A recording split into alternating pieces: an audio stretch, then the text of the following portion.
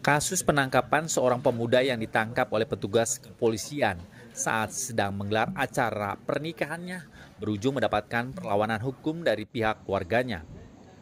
Melalui penasehat hukumnya, Dr. Gary Gagarin SHMH melaporkan Polres Karawang ke Mabes Polri.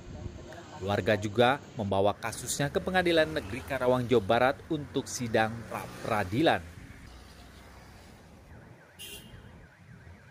Menurut Dr. Gary Gagarin SHMH, terkait yang dilaporkan oleh pemohon adalah terkait proses penangkapan tersangka dan terkait penetapan tersangka serta proses penyidikannya. Semua itu dinilai tidak mengikuti aturan prosedur hukum, tidak menunjukkan dokumen-dokumen sebagai dasar legal formil saat penangkapan yang bersangkutan. Bahkan pihak keluarga yang saat itu sedang merayakan acara pernikahan memohon tidak diberitahu oleh petugas polisi yang menangkapnya.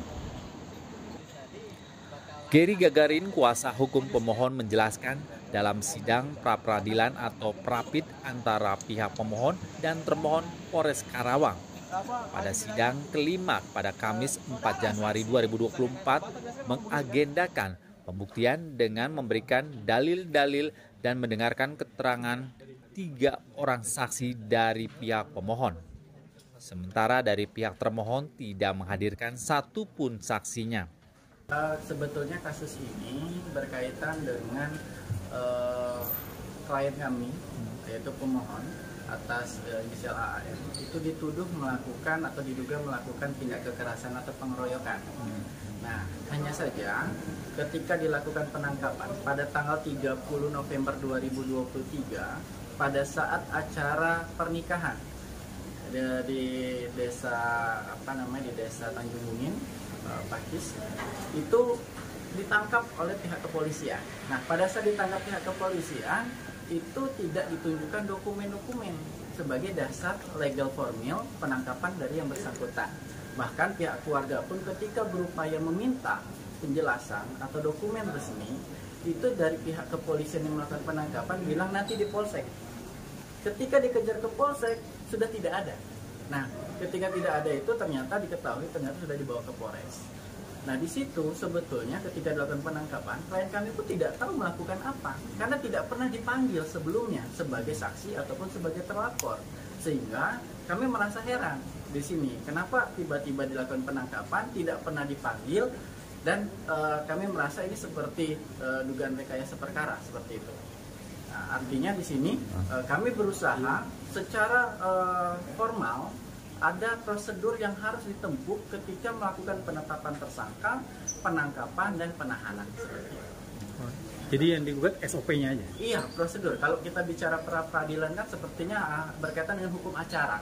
Bagaimana prosedur mulai dari penyidikan, penangkapan, penahanan, itu yang akan kita persoalan. Kita tidak bicara mengenai dia mukul atau tidak. Tapi kita hanya bicara berkaitan dengan prosedur yang dilakukan. Nah, kalau sidang hari ini kan sebetulnya ini sudah sidang kelima. Sidang kelima ini agendanya adalah pembuktian. Artinya dari kami pemohon dan juga dari Polres selaku termohon itu melakukan membuktikan dalil-dalil yang sebelumnya sudah disampaikan. Jadi kan kalau dalam hukum itu ada namanya asas siapa yang mendalilkan dia harus bisa membuktikan. Nah, artinya di sini kesempatan dari para pihak untuk membuktikan. Nah, kami tadi sudah mengajukan 9 bukti surat yang menunjukkan atau untuk mendukung dalil-dalil kami, termasuk salah satunya adalah bahwa penyidik kepolisian yang melakukan penangkapan kami duga tidak mempunyai identitas jelas dari si klien kami, karena kami punya bukti mengirimkan identitas berupa kartu keluarga itu di tanggal 1 setelah penangkapan pukul 1 siang.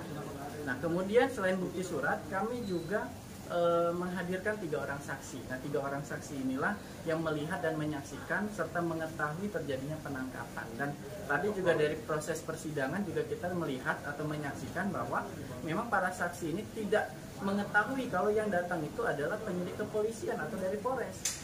Bahkan tidak menggunakan seragam, tidak menunjukkan identitasnya, tidak melihat surat-surat dan tidak ada penandatanganan dokumen. Artinya disinilah yang akan kami serang. Namun di persidangan ini kami juga merasa heran kenapa dari pihak termohon tidak menghadirkan saksi. Padahal ini adalah kesempatan dari Polres untuk membuktikan dalilnya bahwa mereka sesuai dengan prosedur. Nah, tapi ketika tidak menghadirkan, kami curiga, kami khawatir mereka berupaya untuk menggugurkan pra peradilan yang kami lakukan. Karena seharusnya ini adalah momen dari yang bersangkutan. Jadi kami akan terus mengawal agar pra peradilan ini sampai dengan adanya putusan. Ini ada dugaan upaya pengguguran pra peradilan, dari mana Pak ada dugaan itu, bisa dijelaskan? Kalau terkait dengan dugaan itu, kita bisa lihat dari betapa cepatnya proses yang dilakukan pelimpahan dari kepolisian kepada kejaksaan, dari kejaksaan kepada pengadilan. Nah, kenapa saya bisa bilang begitu? Karena masih banyak sekali saksi-saksi yang tidak dihadirkan atau diperiksa oleh Polres. Bahkan si klien saya tidak punya hubungan langsung dengan korban sebetulnya, tapi kakaknya. Kenapa kakaknya tidak dipanggil? Kenapa teman-temannya ini tidak dipanggil? Bahkan ada satu orang DPO, kita juga baru tahu itu ketika pra peradilan ternyata dia DPO. Padahal pada sidang pertama dia hadir menonton sidang. Dia tidak tahu bahwa dia jadi DPO. Bahkan setelah dari sidang dia main ke Polres. Main ke Polres, dia jenguk si klien kami. Karena dia merasa tidak melakukan pemukulan. Makanya di sini kami merasa kok cepat sekali proses ini. Masih banyak sekali istilahnya bisa kami katakan dugaan prematur perkara ini. Karena masih banyak yang tidak diperiksa atau diproses. Begitu. Sejauh ini tuntutan apa yang sudah dilakukan? Tuntutannya apa? Nah, kalau terkait dengan upaya kami, terkait yang dilakukan, yang pertama, kami mengajukan pra peradilan. Nah, pra peradilan ini kami ingin agar seluruh dokumen penyidikan itu dibatalkan, termasuk nanti kami minta untuk dibebaskan dari dalam tahanan. Nah, selain itu, kami juga sudah melaporkan ini ke Mabes Polri, ke Propam, karena kami merasa ini sudah tidak lazim, gitu. Ini tidak lazim dan banyak sekali kejanggalan-kejanggalan yang kemarin sudah kami buka di hadapan Mabes Polri.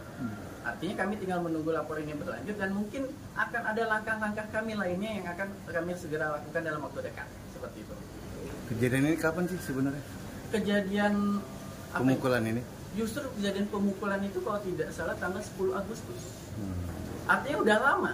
Agustus, September, Oktober sampai dengan Desember, klien kami ya beraktivitas seperti biasa. Tidak istilah tidak menghindar, tidak lari, tidak apa, tidak. Sementara penangkapannya? Penangkapan 30 November. Seharusnya kalau misalkan sebelumnya sudah pernah dipanggil, kami tidak akan merasa kaget gitu. Tapi tidak pernah dipanggil. Bahkan kalau kita baca peraturan Kapolri, ada ketentuan kalau mau menangkap seseorang minimal dipanggil dulu 2 kali berturut-turut tidak hadir baru dilakukan penangkapan. Belum pernah dipanggil tapi dilakukan penangkapan. Itu yang membuat kami sangat heran. Oke, terima kasih. Terima kasih, Pak. Dalam hal ini, pemohon menduga, curiga, dan khawatir dan ada upaya untuk menggugurkan Prapit yang sedang dilakukannya. Di antaranya yang dicurigai cepatnya proses pelimpahan berkas perkara dari Polres Karawang kepada Kejaksaan Negeri Karawang dan dari Kejaksaan Negeri Karawang sendiri kepada Pengadilan Negeri Karawang.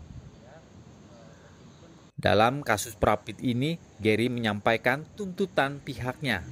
Seluruh dokumen penangkapan ini minta dibatalkan, termasuk pihaknya meminta kliennya tersebut dibebaskan dari tahanan. Dari Karawang, Jawa Barat, Tim Liputan TV Berita memberitakan.